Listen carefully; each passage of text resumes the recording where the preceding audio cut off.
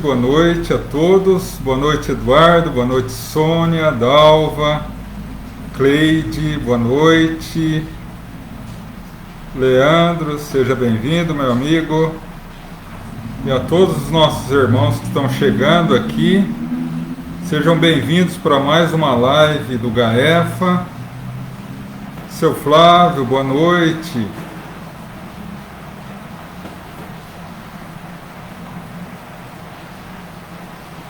Derlane, boa noite. Boa noite, Valdemir. Boa noite, Marlúcia. Boa noite, André. Seja bem-vindo. A todos os nossos irmãos, Maria Ângela, Licélia, minha irmã, seja bem-vinda. Selma, Clarice, Marcelo. Sejam muito bem-vindos. Luzia, boa noite. André, já falei. Clara, boa noite. Marcelo, ô Marcelo. Bem-vindo, meu irmão. Maria Ângela, boa noite. Luiz Miguel. Rosineide, boa noite. Boa noite, Marcelo. Boa noite, Mazé. Sejam todos muito bem-vindos a mais uma live. Renato, boa noite.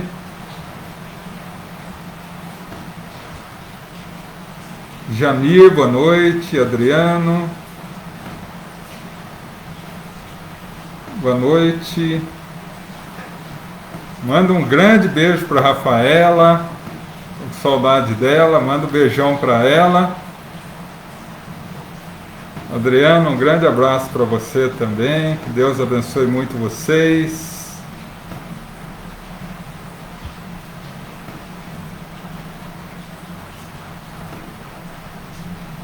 Zéza, boa noite.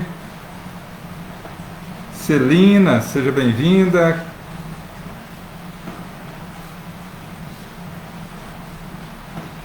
Seu Walter, boa noite. Rita, boa noite. Odete, minha irmã, seja bem-vinda. Paulo, Silvana e a todos os nossos irmãos que estão chegando aí, sejam todos muito bem-vindos a mais uma live do GAEFA. Hoje, terça-feira, dia de conversar um pouco sobre um tema do Evangelho, fazer algumas reflexões aqui para que a gente possa, à luz da doutrina espírita, tentar compreender melhor o Evangelho. Mas antes, meus irmãos, eu gostaria de pedir um favor a vocês. Aqui em Cerqueira está chovendo. Está chovendo aqui e o barulho ali na janela está um pouco forte. Então eu gostaria que vocês me dessem um retorno em relação ao som, principalmente, que eu estou com o microfone aqui, mas eu não tenho certeza se eu estou sendo bem ouvido por vocês. Vocês, por favor, me passem um ok se o som está legal, se a imagem está boa, se está tudo ok, para que daqui a um minutinho a gente possa começar, por favor. Boa noite, João. Boa noite, Clara. Ok, ótimo. Ainda não, Ronei, ainda não transmitimos pelo YouTube, porque o YouTube pede para que seja feita a transmissão, que a gente tenha no mínimo 1000 inscritos no canal, e nós ainda não temos, mas a nossa ideia é essa, fazer uma transmissão simultânea, né, entre YouTube e Facebook, e posteriormente, quem sabe, o Instagram, assim que eu conseguir aprender a mexer nisso. Né? Sejam todos muito bem-vindos. Bom, vamos iniciar então, 8 horas.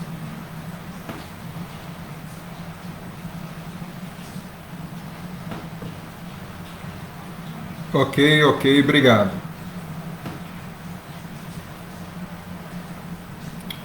Então convido a todos a elevar o pensamento e o coração a Deus, a nosso Mestre Jesus. Vamos entrar em sintonia com os nossos amigos espirituais,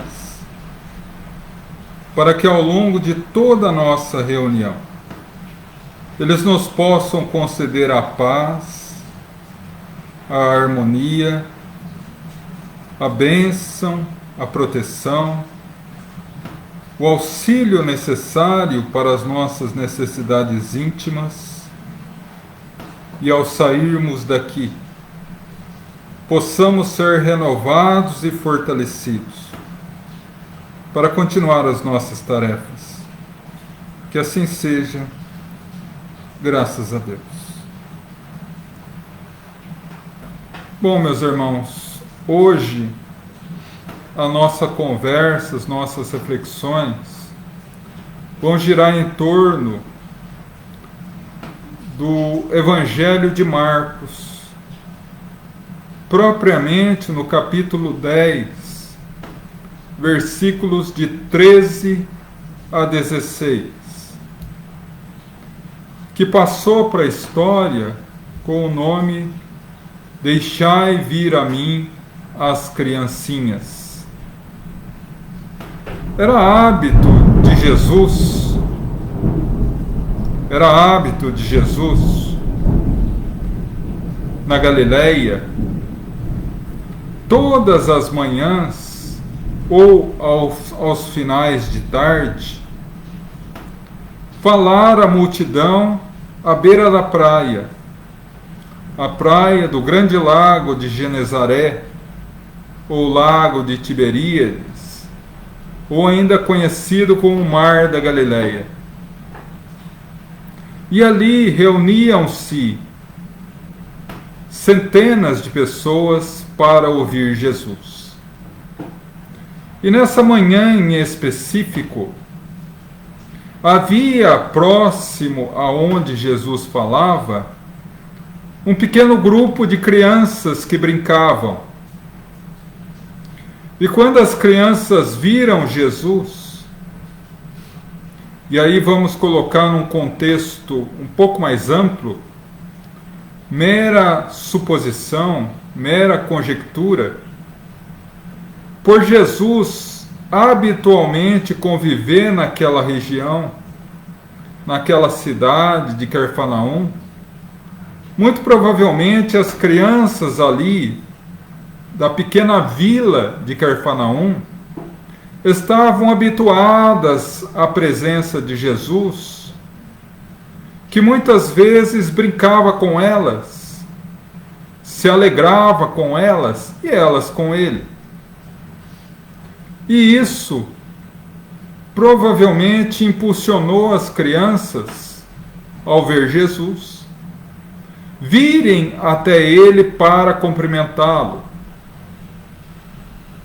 O que o evangelista diz: crianças, ao perceberem Jesus, vieram para que ele as tocasse, para que Jesus a cumprimentasse, como todas as crianças que têm afinidade com alguém fazem até hoje.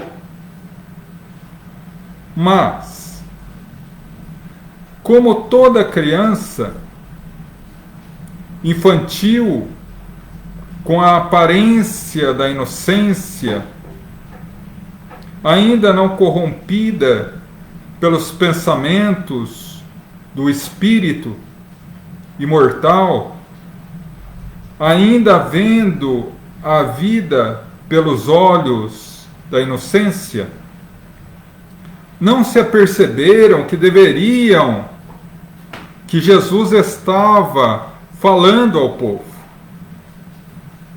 E que se fosse um adulto, naturalmente aguardaria um momento mais propício, mais ideal. Mas ali, a realidade é que elas vieram, não obstante Jesus estivesse falando. No que os apóstolos barraram as crianças. O evangelista Marcos diz: os apóstolos impediram bruscamente que as crianças se aproximassem de Jesus. Né? Acredito eu. Sai daqui, menino. Sai daqui, menino. Não é o momento. Sai daqui, vai embora.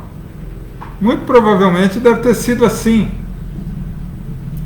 E Jesus, ao ver a cena, declama a famosa frase: deixai vir a mim as criancinhas. E ali, diante do pedido de Jesus, os apóstolos não tinham mais o que fazer. As crianças se aproximaram, brincaram um pouco com ele, foram tocadas e tocaram em Jesus, porque o apóstolo, o evangelista Marcos diz que Jesus as tocou e abençoou. E depois foram embora. Muito provavelmente as crianças se aproximaram, perguntaram: como que você está? Está tudo bem? A gente está bem também. Ganhei um carrinho de madeira, ganhei isso, ganhei aquilo, minha mãe fez isso, minha mãe fez aquilo, como toda criança em qualquer época da humanidade. E Jesus deu aquela atenção rápida, abençoou as crianças, e naturalmente as crianças voltaram às suas brincadeiras. Assim que as crianças saíram, Jesus volta à carga e diz, se dirigindo não apenas aos apóstolos, mas a todos que ali estavam, e como um aviso imortal para gerações que sucedessem: em verdade, verdade vos digo, deixai vir a mim as criancinhas, pois vos digo, só entrará no reino dos céus aqueles que lhes assemelharem, forem semelhantes. E aí, mais uma vez eu retorno àquela questão que eu sempre comento em muitas passagens do Evangelho. Nenhuma passagem de Jesus ficou sem um ensinamento profundo. O Evangelho de Jesus é semelhante a uma cebola. Primeiro, que quando você abre, você chora de emoção. E segundo, é que é cheio de camadas, uma sobre a outra. Você tira uma camada, tem outra. Tira mais uma, tem outra. E assim por diante. E nós vamos só compreendendo as camadas da mensagem de Jesus à medida que vamos evoluindo. Então, muitas vezes, nós nos habituamos a olhar essa passagem pela primeira camada. Deixai vir a mim as criancinhas, pois o reino dos céus é para aqueles que se assemelharem a elas. Em algumas traduções do Evangelho, equivocadamente, erradamente está traduzido, porque o reino dos céus é para as crianças. E daí surge a teoria teológica da pureza infantil. Algumas semanas atrás, se não me engano, semana passada, falamos do batismo, né? E a necessidade da criança, pela ótica católica, ser batizada para não ficar no limbo, sendo retirado dela o pecado original e a pureza da criança, né? Teologicamente falando.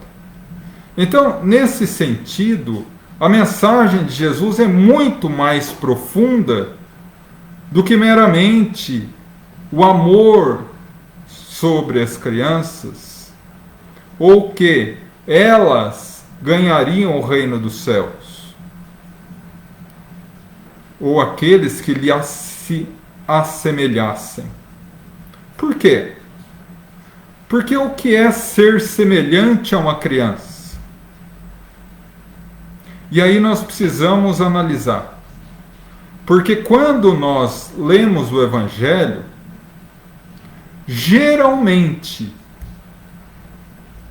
e na grande maioria das vezes, nós comemos a casca e jogamos a banana.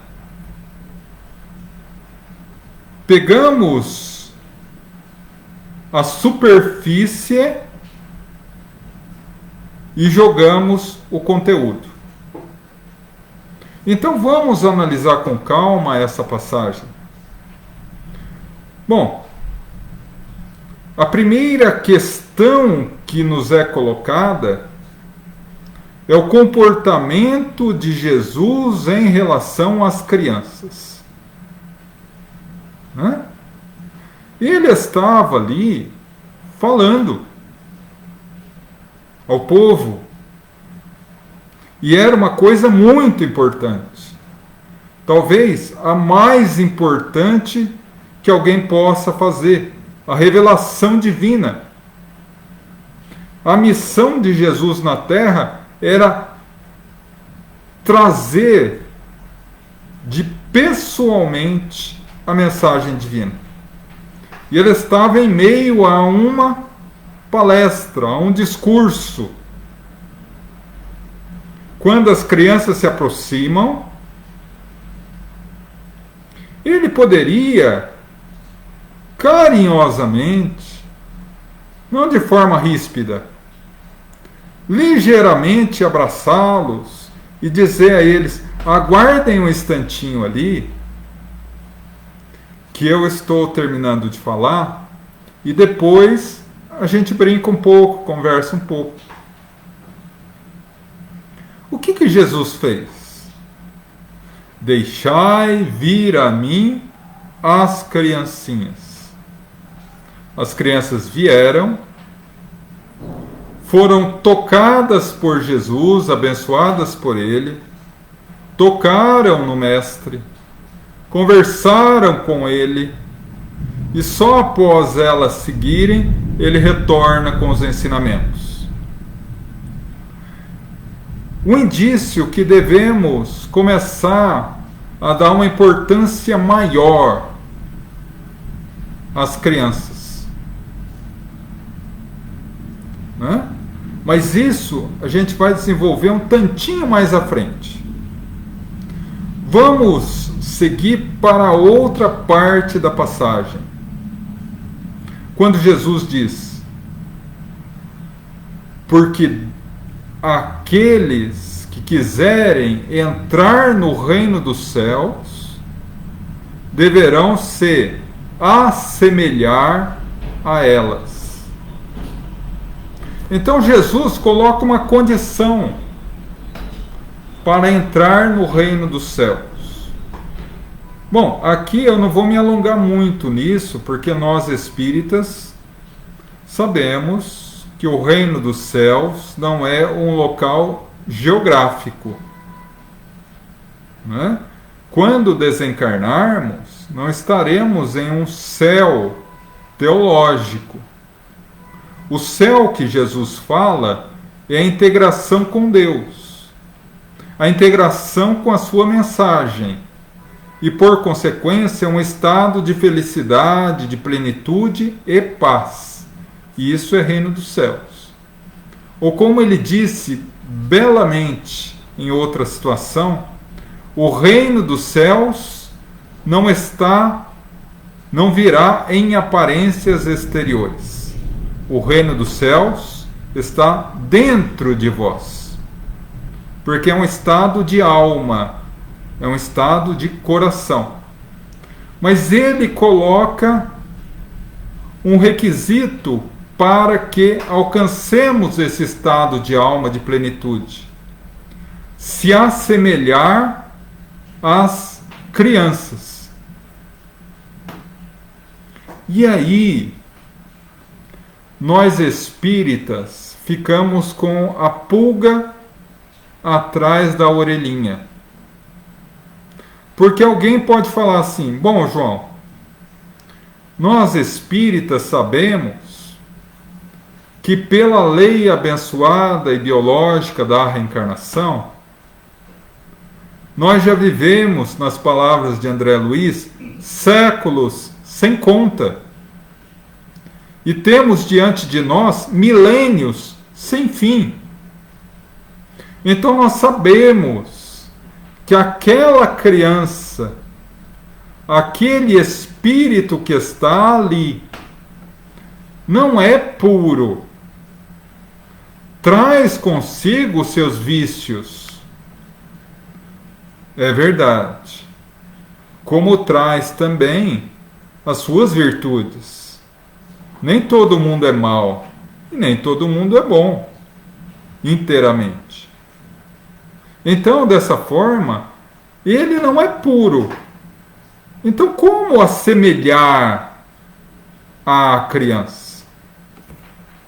E é exatamente isso que Kardec explana quando ele analisa essa passagem no capítulo 8 do Evangelho segundo o Espiritismo, intitulado Bem-aventurados os puros de coração. Uma referência direta à bem-aventurança que Jesus declamou no monte. Bem-aventurados os puros de coração, pois verão a Deus.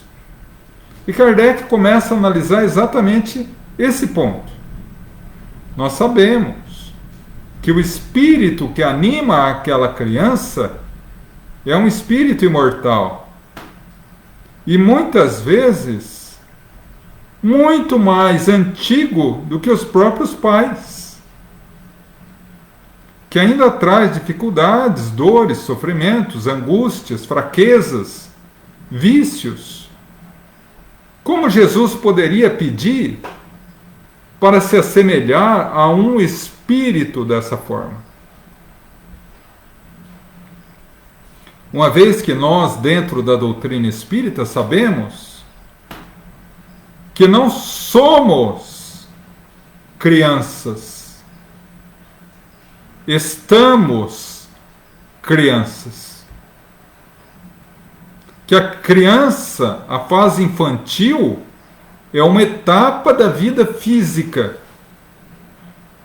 mas que não converte por si só um espírito na pureza infantil.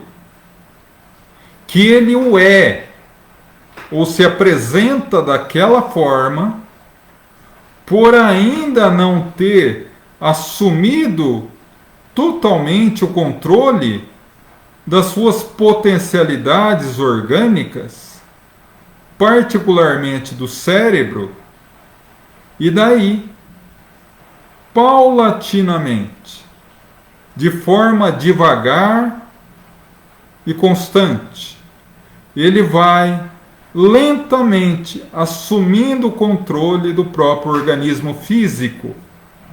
Mas enquanto não o faz, o espírito que o habita, o corpo, está num processo de despertamento, em que ele ainda está extremamente vinculado ao corpo ainda inábil, ainda inacabado, para expressar as suas reais intenções, as suas reais formas de pensar. E daí se apresenta com a aparente inocência infantil. E tudo isso tem um motivo. Tem um motivo. Por que a criança demonstra essa pureza infantil? Por que a criança é tão fofa? Por que a criança é tão bela? Para nos tocar o coração nas fibras mais íntimas do ser. Imaginem, meus irmãos, se as crianças viessem desde os primeiros anos com as feições adultas, com o linguajar adulto, com as facilidades de pensamento lógico e lúcido dos adultos. Naturalmente que seus pais, seus familiares, teriam uma outra impressão, teriam uma outra forma de cuidar-lhes. E um outro ponto muito importante, que se vincula à infinita misericórdia de Deus, uma vez que Jesus diz: a cada um segundo as suas obras. Cada qual assume a responsabilidade dos erros que comete, as consequências. Artigo 3º do Código Penal da Vida Futura, a última página do capítulo 7 do livro Céu e Inferno, a Justiça Divina segundo a doutrina espírita. Então, a partir daí, nós assumimos a nossa responsabilidade. Vamos colocar um exemplo. Uma pessoa conhece a você, se aproxima, pega amizade, pega confiança, e quando menos nós esperamos, ele nos rouba o patrimônio e nos mata para ficar com a nossa esposa ou com o nosso marido. Ao voltarmos para a pátria espiritual, entramos na pátria espiritual com um sentimento de profunda mágoa, quando não ódio, desse indivíduo. O tempo passa.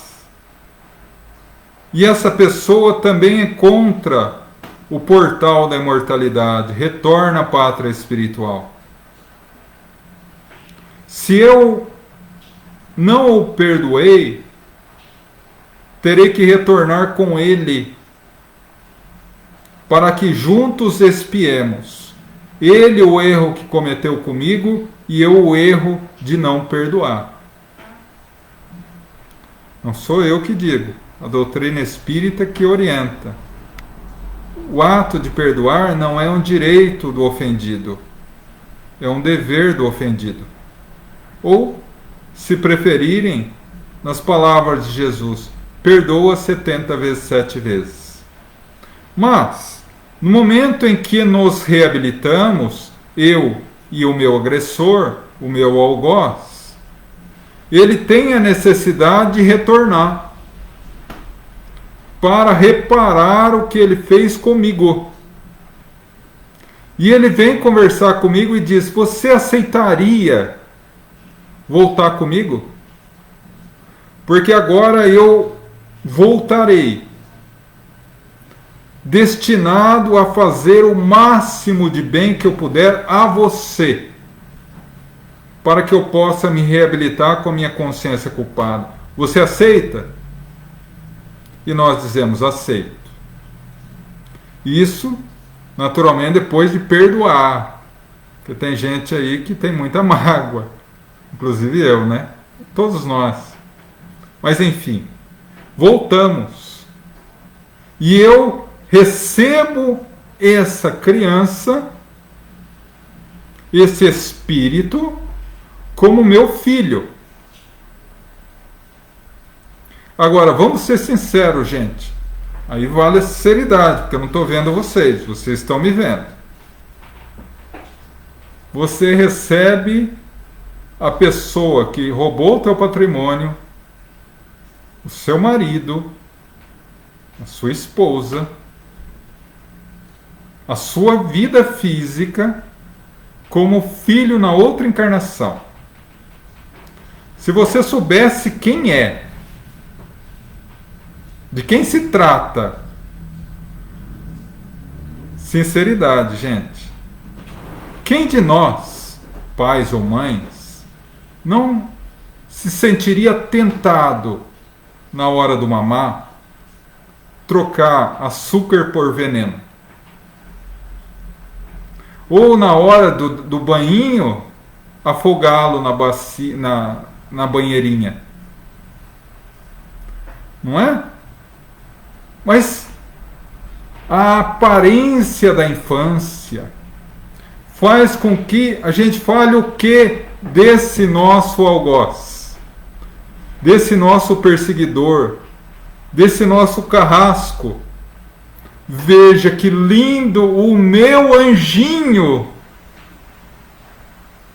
E quando é espírita, fica mais empolgada. Nossa, esse meu filho é lindo, é maravilhoso, como é esperto.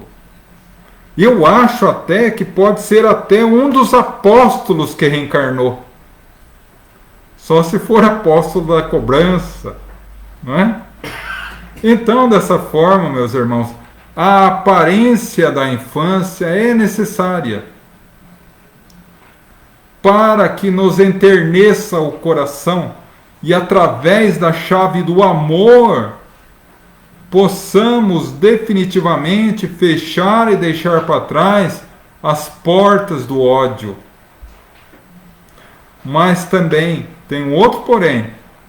A fase da infância, e aí André Luiz nos orienta melhor sobre isso, em uma análise em seus livros do parecer já exposto por Kardec no Céu e Inferno e na Gênese, de que a criança, o espírito, na fase infantil, por ter o espírito vinculado ao corpo físico e estar num processo de adaptação na vida física, ele fica aberto a sugestões, aberto a ensinamentos novos, abertos a um novo processo de educação. Então, na doutrina espírita, o ditado "pau que nasce torto, morre torto" não existe. Um espírito que traz tendências negativas do passado, ele pode ser educado e moldado no seu caráter para que possa modificar. E nós modificamos o caráter do nosso próprio algoz muitas vezes. Apenas um parênteses. Não quer dizer que todos os filhos sejam algoz dos pais e vice-versa. Mas, apenas um exemplo. Através da prática do amor, nós modificamos essa relação de ódio. E assim. E por isso que muitas vezes os pais chegam a nós e falam assim: meu filho na infância era um anjo, entrou na adolescência, virou um capeta. Por quê? Porque na fase da pré-adolescência e adolescência, o espírito começa a se assenhorar, a comandar o corpo físico, e todas as suas tendências do passado voltam muito mais fortes. Mas aí que está. Na adolescência, há uma luta cruel entre as tendências que ele traz do passado, convidando a ele a repetir os mesmos erros, e todo o processo educacional que os pais imprimiram na sua alma e na sua mente durante a fase infantil, lhe convidando a ser um novo espírito, a uma nova pessoa. E o resultado dessa luta forjará o caráter que ele terá na fase adulta. Então vejam quão é importante essa aparência da inocência e quão é importante o trabalho que os pais desenvolvem com os filhos durante a infância. E quão é difícil reverter esse processo de educação torta depois que ele já se instala na adolescência, na fase adulta jovem. Aí entramos num ditado popular que é um pouco instigante, mas é real. Quando você não aprende com os pais, aprende com a vida. Né? E a vida sabiamente sabe nos ensinar. Né?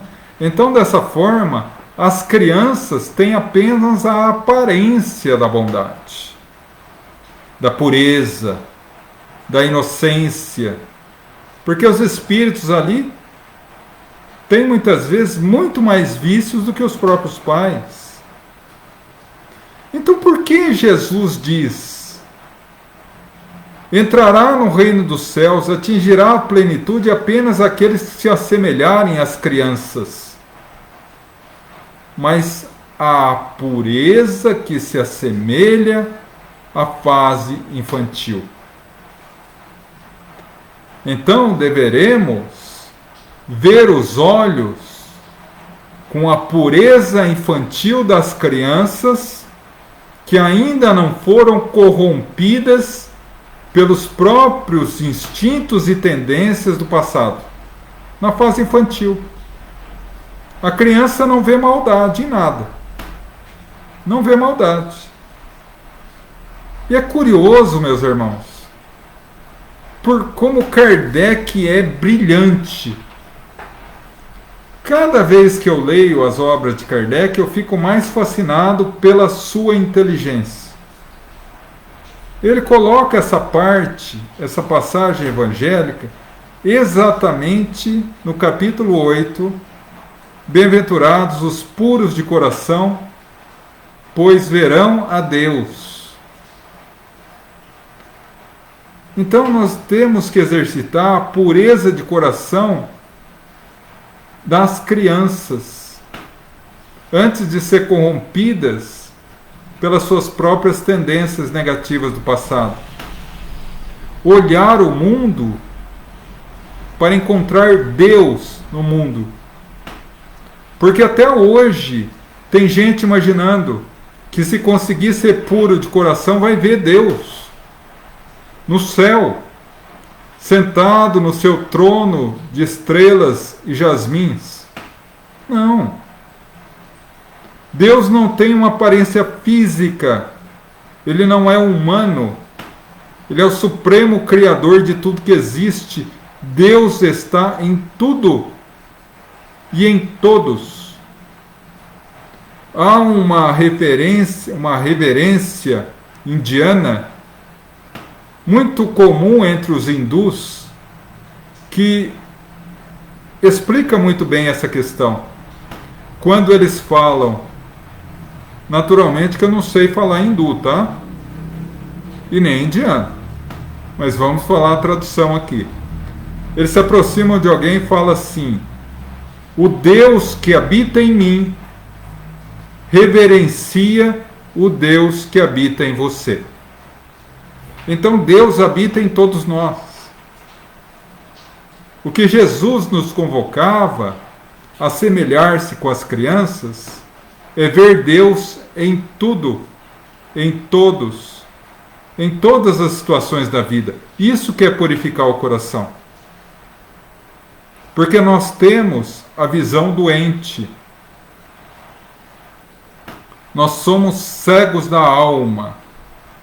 Nós só nos habituamos a ver a maldade, a ver a corrupção, a ver os detritos, naquilo que eu chamo de síndrome dos olhos de urubu.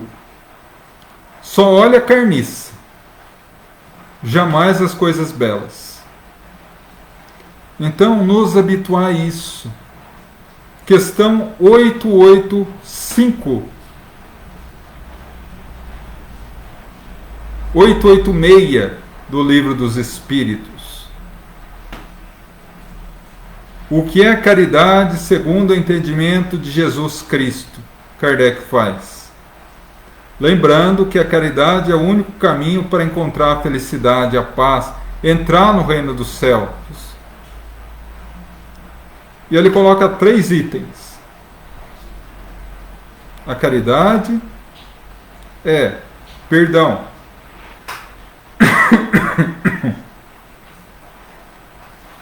A caridade é a indulgência. Mas o primeiro item, a caridade é benevolência.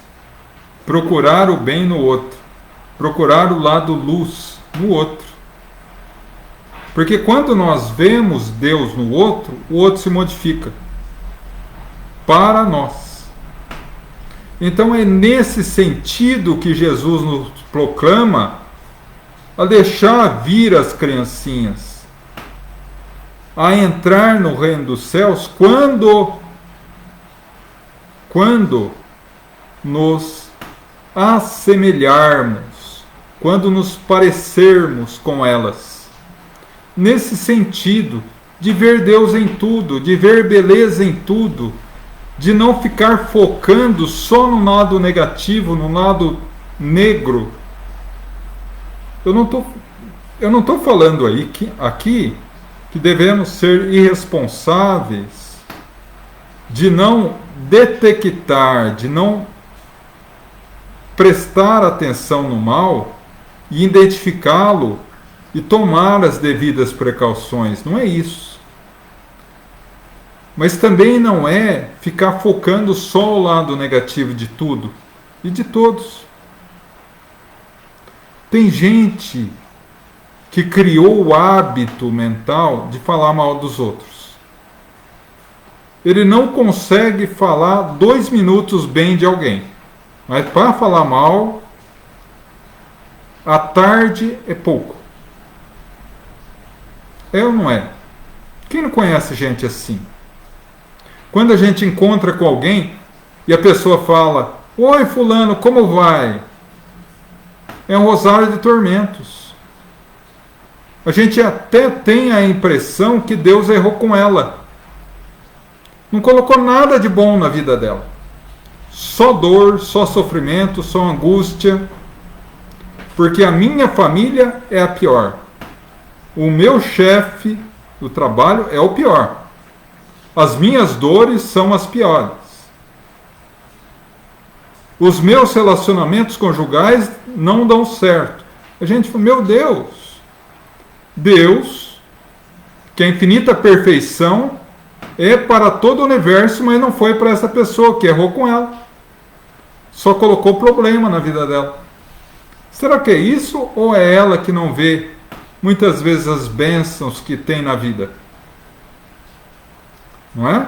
Então nós nos habituamos a olhar o lado escuro da vida.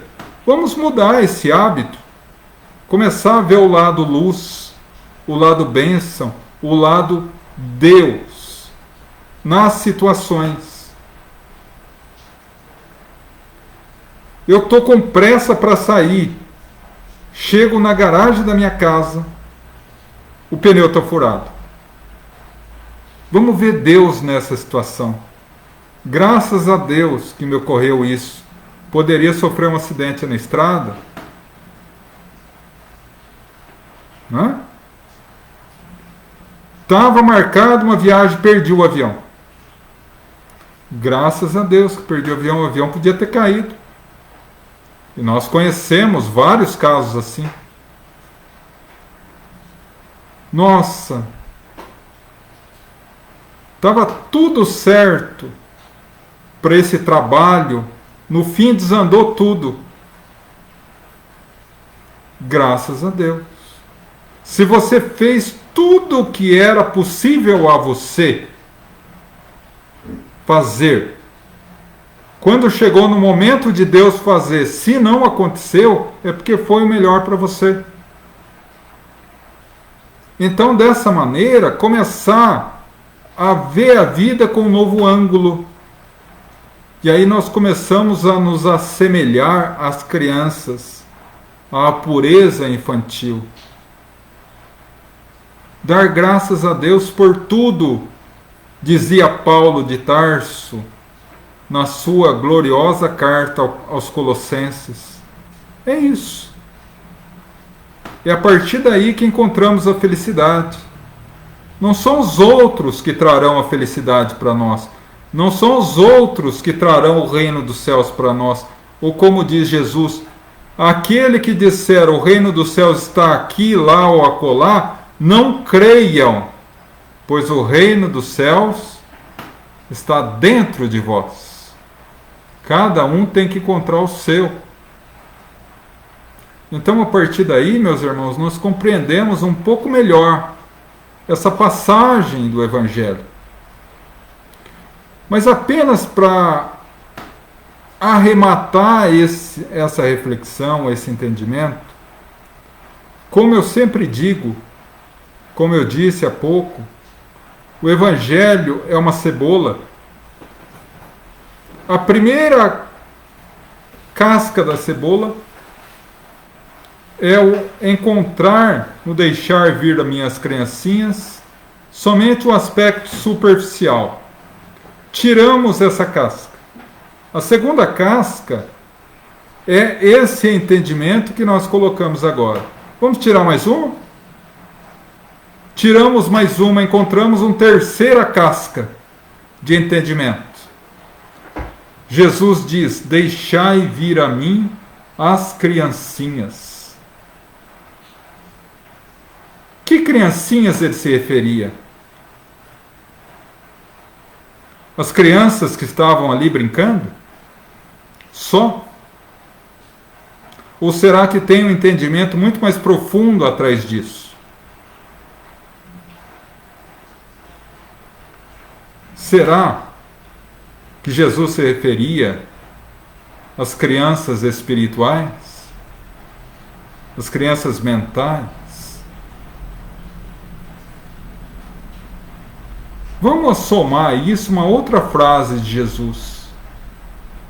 Não vim para os sãos, vim para os doentes.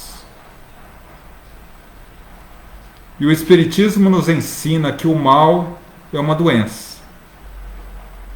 Que a pessoa má é profundamente doente. Será que ele não se referia a nós? Aos mais desafortunados, porque ainda são escravos do mal? Porque ainda são escravos do orgulho e do egoísmo? Nós podemos, pela doutrina espírita, pegar esse entendimento no sentido literal, de idade cronológica. Porque, segundo o livro A Caminho da Luz, do Espírito Emmanuel, a psicografia do Chico, bem como o livro A Gênese, de Kardec, afirma que o princípio inteligente, que é o embrião da alma humana, ele leva aproximadamente 4 bilhões de anos para sair da fase do reino mineral e chegar à fase humana. E nós estamos na fase humana há cerca de 400 mil anos. Então, todos nós aqui temos 400 mil anos como espíritos humanos. Pois bem, Jesus é um espírito crístico, é um Cristo. Para vocês entenderem o que é isso, a questão 100 a 112 do Livro dos Espíritos nos coloca a escala espírita. Primeira escala, espíritos maus, totalmente dominados pelo instinto. Segunda escala, espíritos bons, que ainda têm o mal dentro de si. A terceira escala, espíritos puros, que já venceram o mal. Terminada essa primeira escala, tem uma outra escala, onde só tem espírito puro. Segundo São Luís, na página intitulada Os Messias, da Revista Espírita de maio de 1868, um Cristo é um espírito que passou pela primeira escala, se transformou em espírito puro, entrou na segunda escala, que só tem espírito puro, e chegou ao topo da escala dos espíritos puros. Jesus é um desses.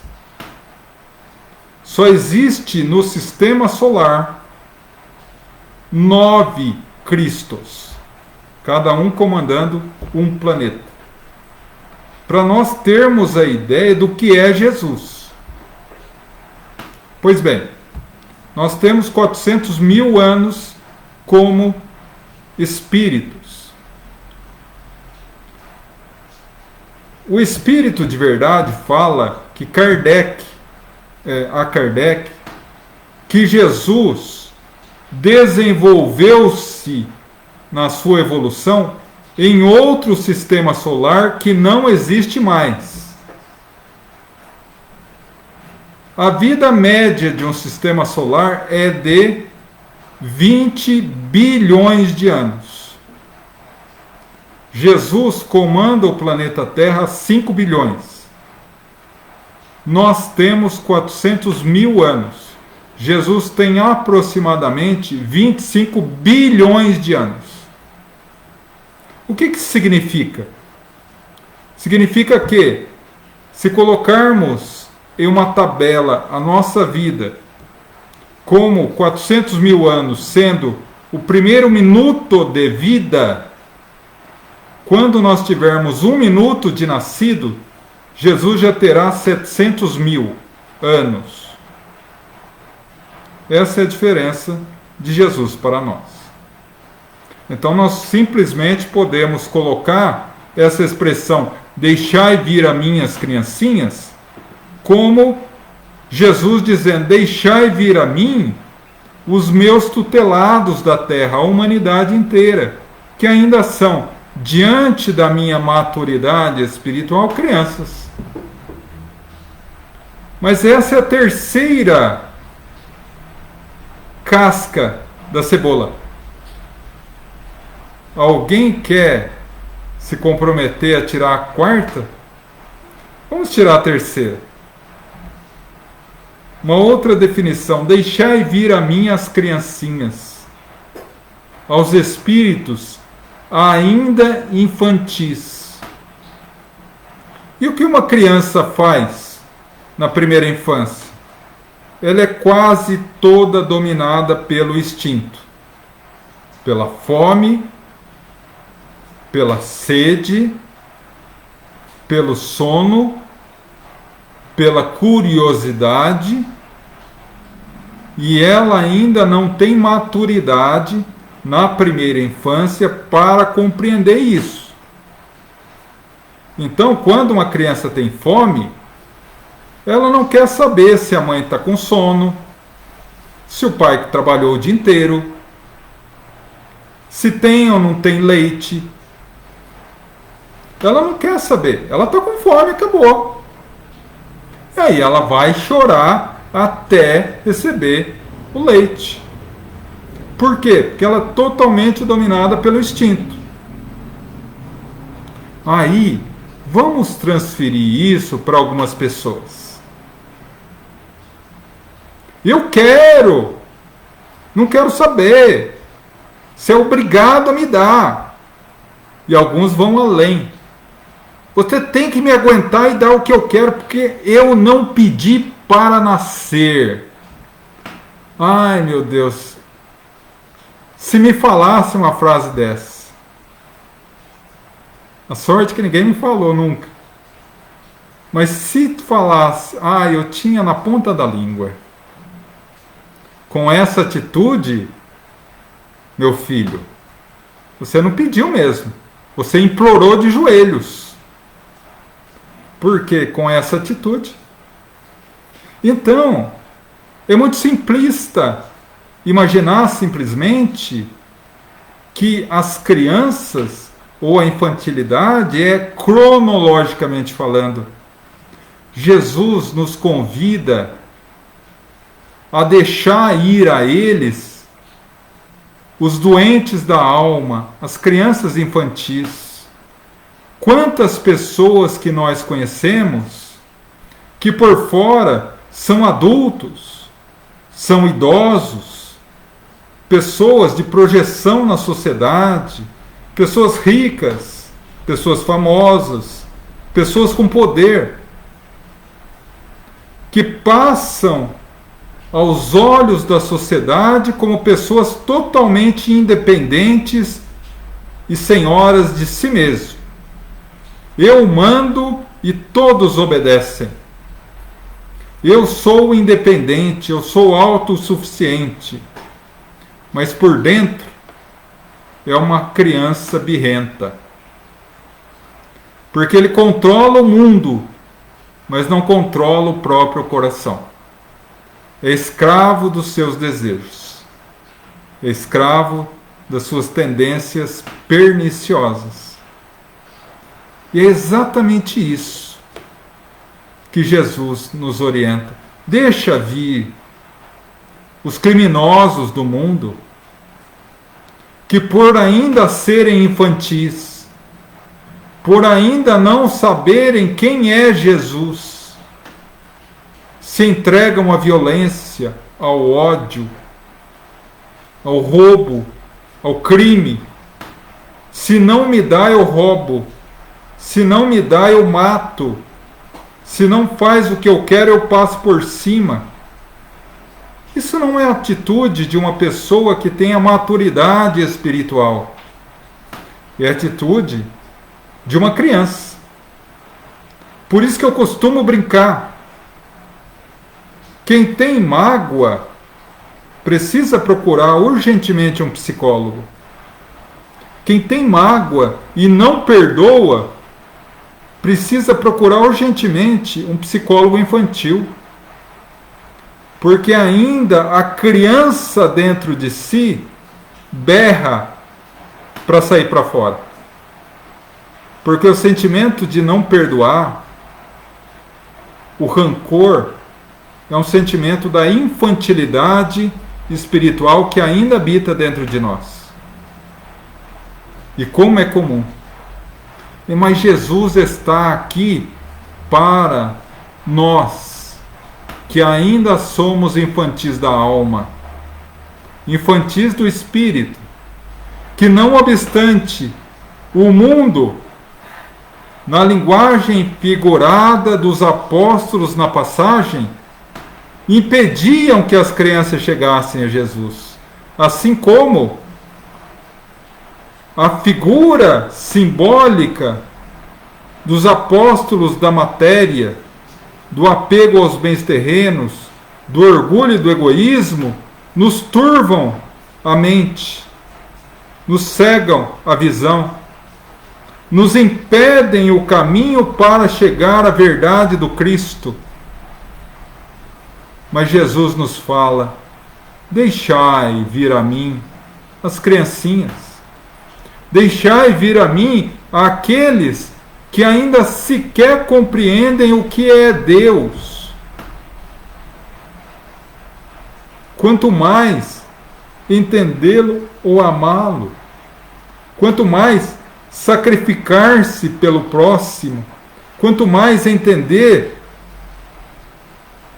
a aventura e a doçura que só o perfume da caridade tem.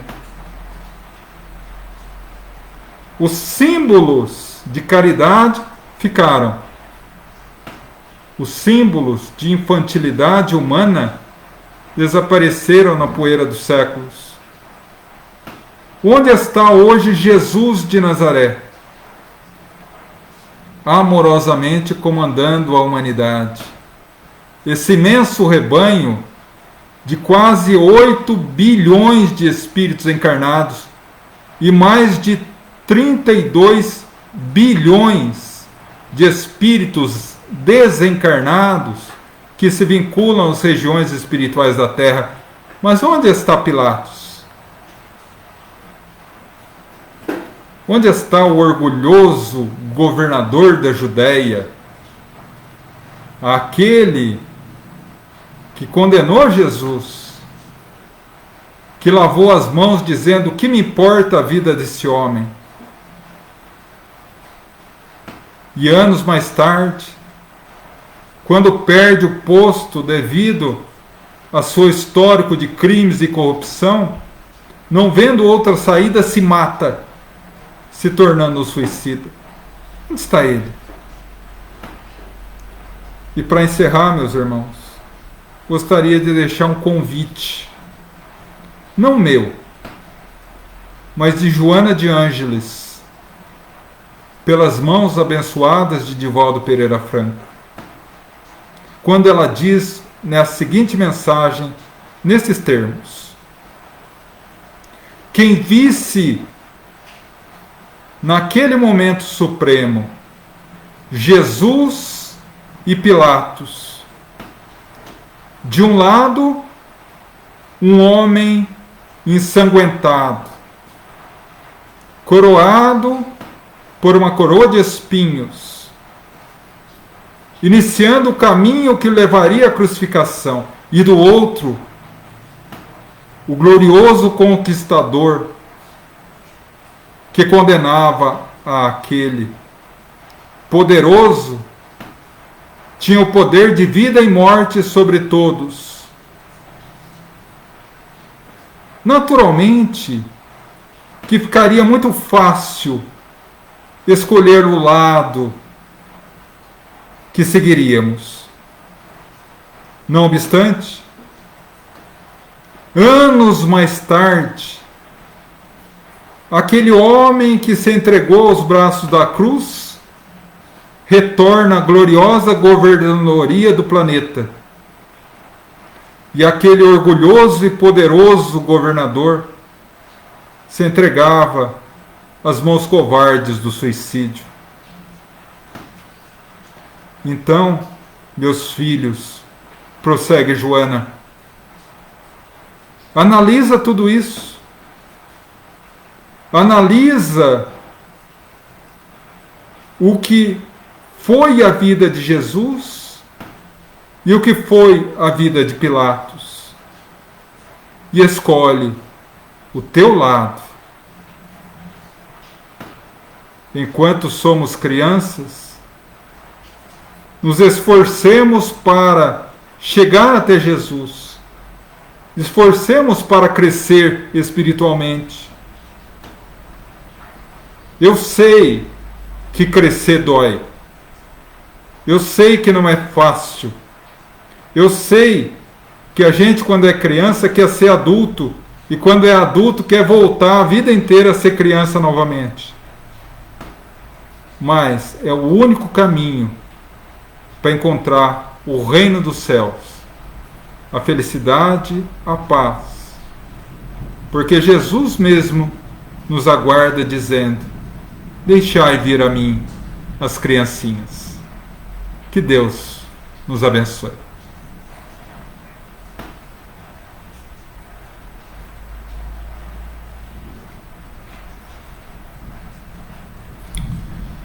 Bom, meus irmãos, então agora vamos à nossa vibração pelos necessitados e logo após a vibração do passe e da fluidificação das águas. Convido a todos a elevar o pensamento a Deus e abrirmos os braços da alma para receber um carinhoso abraço de Jesus. Envolvidos nesse abraço carinhoso, vamos falar-lhe ao ouvido das nossas necessidades e aflições, das nossas dores, de espíritos ainda tão distantes da luz. E vós, o divino amigo, haverá de nos amparar, uma vez que nos disse: vinde a mim todos vós que estáis cansados e fadigados, e eu vos aliviarei. Rogamos, Mestre, a tua bênção e teu amor aos nossos familiares, presentes, ausentes, próximos, distantes, onde quer que se encontrem, possam receber a visita amiga dos missionários do amor, levando o bálsamo da paz e da harmonia a todos. Rogamos pelos nossos irmãos encarnados, que passam por provas e expiações, dores e sofrimentos, seja na fase da infância, da adolescência, na fase adulta ou idosa. Rogamos, Mestre, que teu sublime amor seja o farol a nos iluminar os caminhos tortuosos da terra. Rogamos aqueles que passam pela vida física aprisionados a um leito de hospital, a doenças tidas pela medicina como incuráveis. Rogamos a cura, Mestre, mas se não for possível, uma vez que a doença é remédio amargo para a cura do espírito, rogamos fé, perseverança, resignação e, sobretudo, a certeza que dia virá encontrarão muito mais do que a saúde física, saúde espiritual.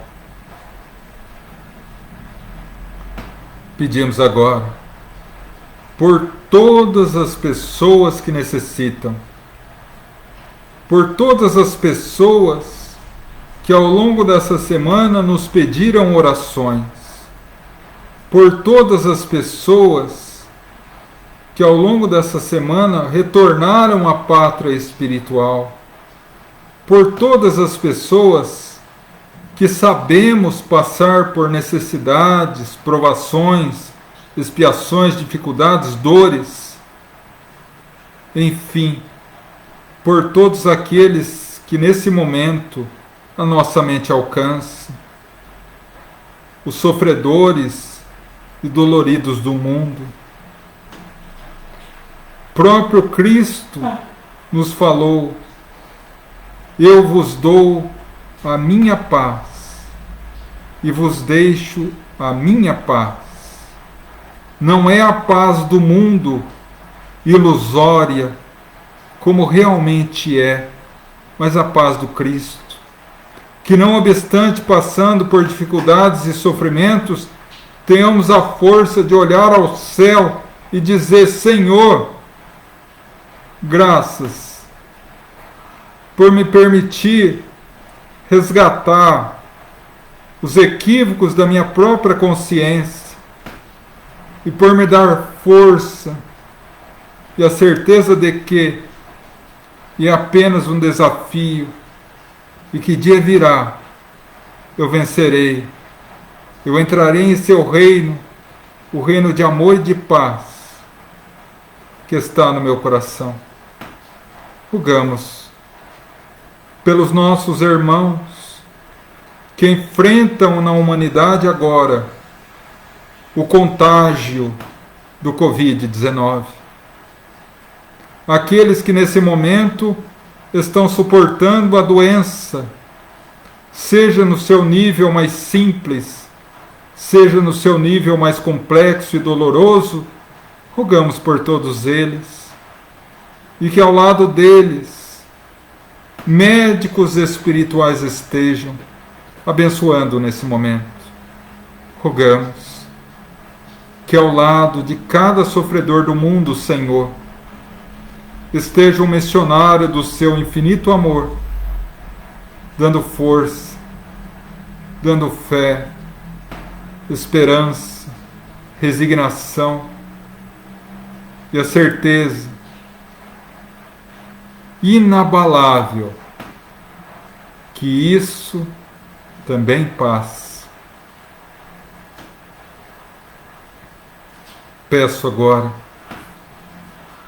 pelos nossos irmãos já desencarnados, nossos familiares que se foram antes, para que Deus os ilumine na nova etapa e recebam de nós buquê luminoso da nossa saudade, banhada na fé em Deus.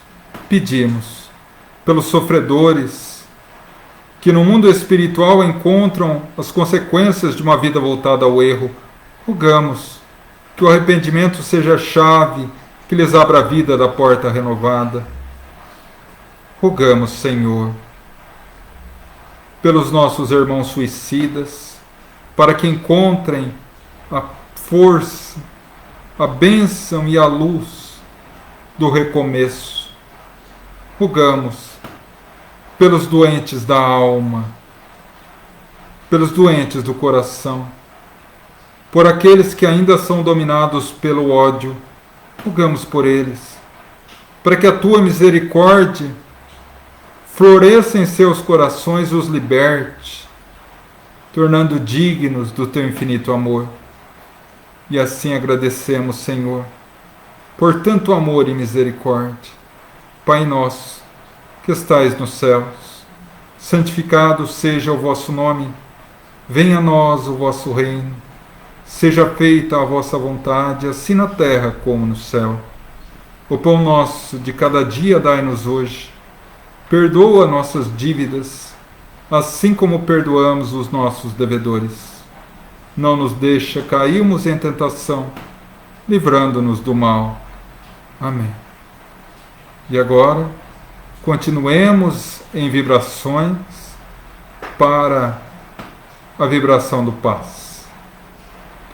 Vamos fechar os olhos e, pela força da nossa mente, vamos imaginar que nesse momento, no local em que estamos, no nosso lar ou no ambiente que estivermos, uma suave e harmoniosa garoa de luz começa a cair pelo teto, lentamente começa a se espalhar pelo chão, por nós, por nossos familiares.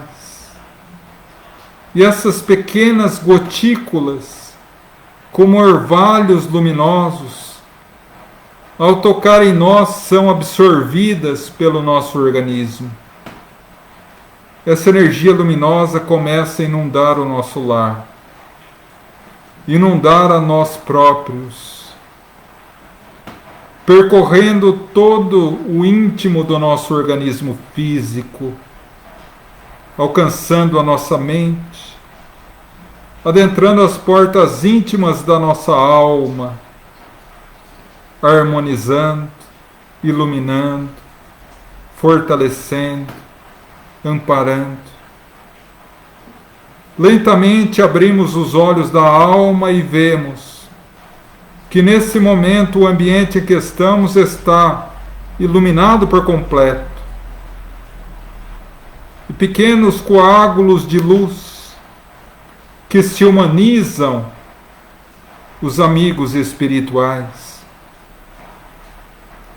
que nesse momento nos dão passe espiritual em nós, em nossos familiares, equipes de amigos espirituais nesse momento, fluidificam as águas que são transformadas em remédio específico para as nossas necessidades.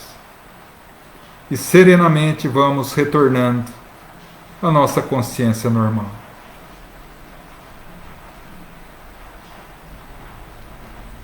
E assim, meus irmãos, fomos abençoados pela espiritualidade superior com as bênçãos do paz, da fluidificação das águas, para coroar essa reunião de bênçãos. E nos resta agradecer. Agradecer aos nossos mentores espirituais que velam por nós. Agradecer a todos os trabalhadores espirituais do GAEFA, sem exceção nenhuma, que estiveram conosco nessa noite, nos permitindo a realização dessa live, dessa reunião. Agradecer a Francisco de Assis, o patrono da nossa casa, a doce mãe Maria de Nazaré, a Jesus, o nosso mestre, o nosso modelo guia, o farol das nossas vidas, e a Deus, o nosso Pai, o Supremo Senhor da vida, a quem entregamos aos pés mais essa reunião. Agradecidos por tanta misericórdia, agradecemos, Senhor, e pedimos força, fé e perseverança para continuarmos trilhando os caminhos que nos levará a Jesus, o nosso Mestre, e a Ti, Pai, a quem entregamos a vida e rogamos a misericórdia do Teu amor. Que assim seja, graças a Deus. E assim, meus irmãos, encerramos mais uma reunião do GAEFA, com as graças de Deus, uma reunião abençoada.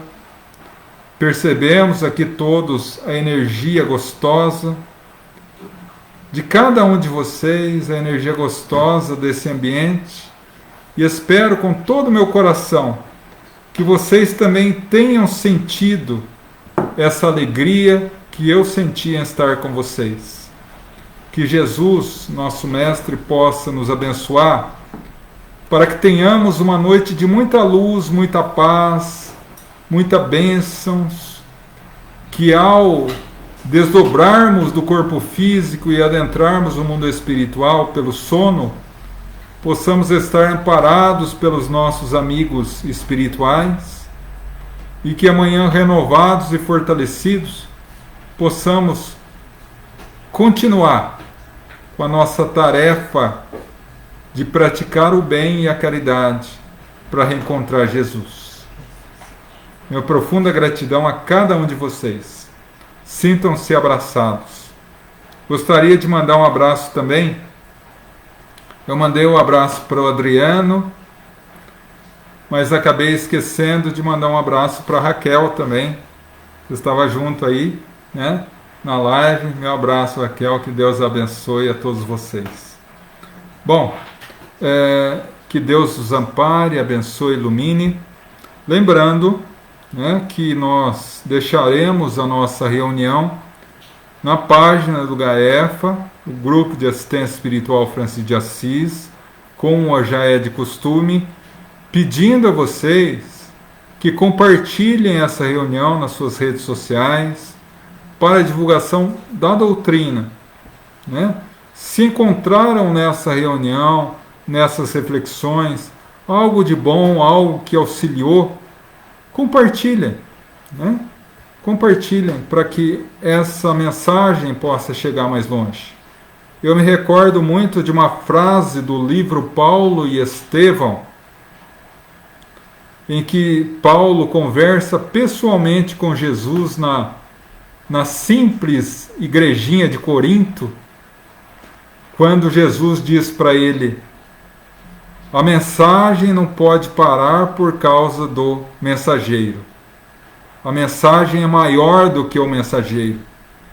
Eu sempre recordo isso para a minha vida. A mensagem é infinitamente maior que o mensageiro. Muitas vezes o mensageiro, e aqui eu estou falando de mim, é muito fraco, é muito pequeno, é muito cheio de defeitos, de erros, mas a mensagem é maior do que tudo.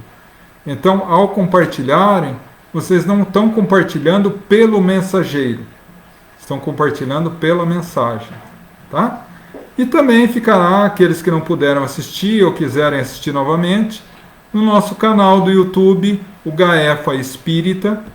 Convido todos a conhecer o canal e, se gostarem, compartilhem o canal também, se inscrevam, nos auxiliem nesse projeto de chegar a 1000 inscritos e ter condição, a partir daí, de fazer a transmissão simultânea Facebook, YouTube, tá?